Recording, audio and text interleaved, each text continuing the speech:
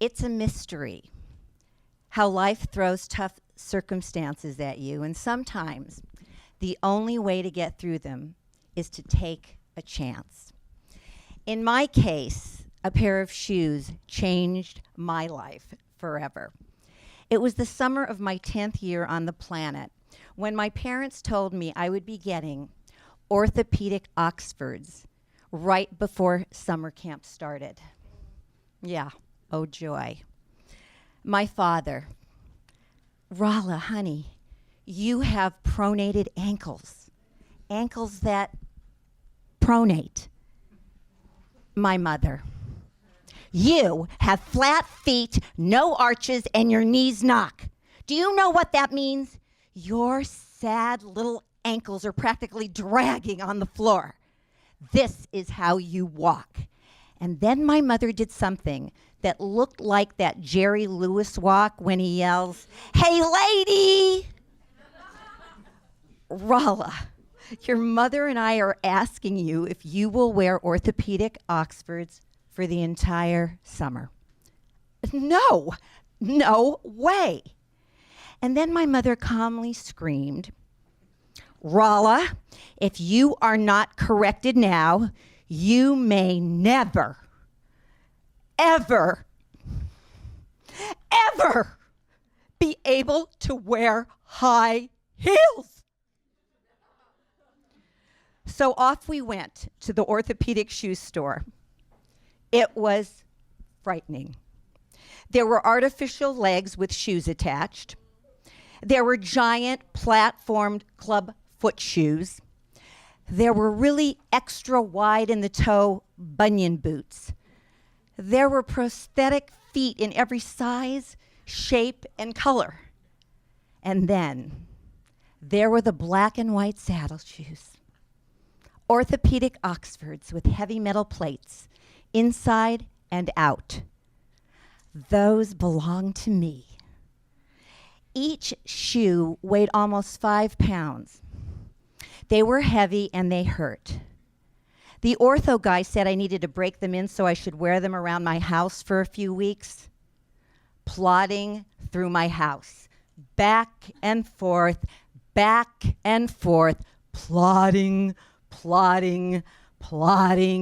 back and forth. Visions of Westwood villagers coming to my door, torches in hand, screaming, "Rollenstein, Rollenstein!" No cute little sandals for me that summer.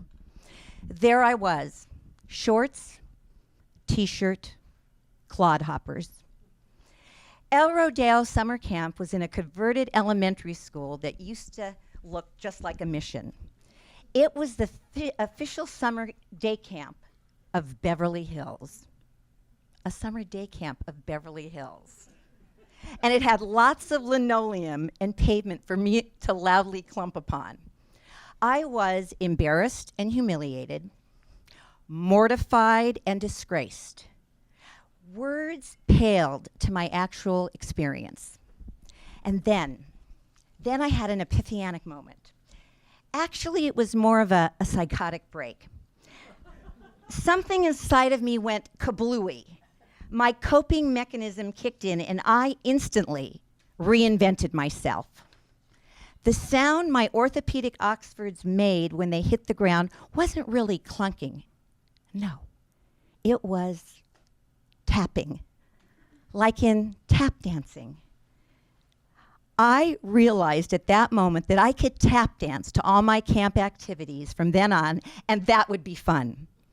Now, I actually didn't really know how to tap dance, but that didn't stop me. I'd seen enough Fred Astaire and Ginger Roger movies, and I absolutely loved Shirley Temple. I could be the next Shirley Temple. The Shirley Temple that was Jewish.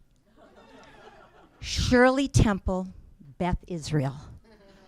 And I would become a fake tap dancer. I faked shuffled off to Buffalo to arts and crafts. I did a pseudo time step to cooking class. I did a pretend kickball change to pom-poms and modeling. And I did a mock sachet to drama. That made me feel better about myself.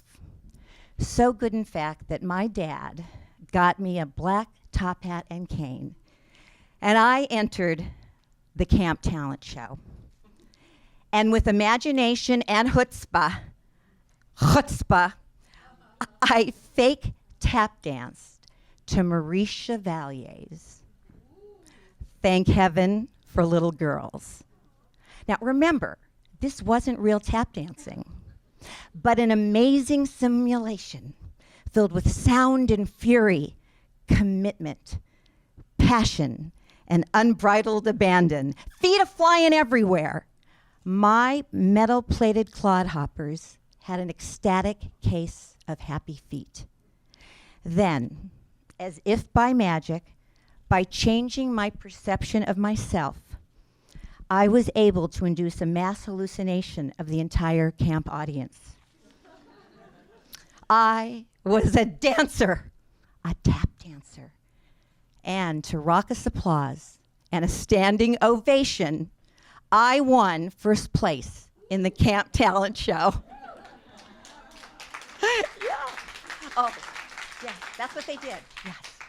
So, by taking a chance and saying yes to my parents' humiliating request to please wear orthopedic Oxfords to summer camp, and taking a chance on fake tap dancing to all of my camp activities because that was my way of coping,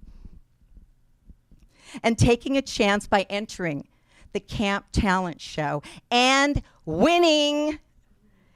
In the telling of this story, we all have the opportunity to reach back into our past, grab hold of the perception we had of ourselves, and take a chance now, in the now of it of our lives, that maybe, just maybe, we can change that perception. And then we can become who we always wanted to be. Thank you.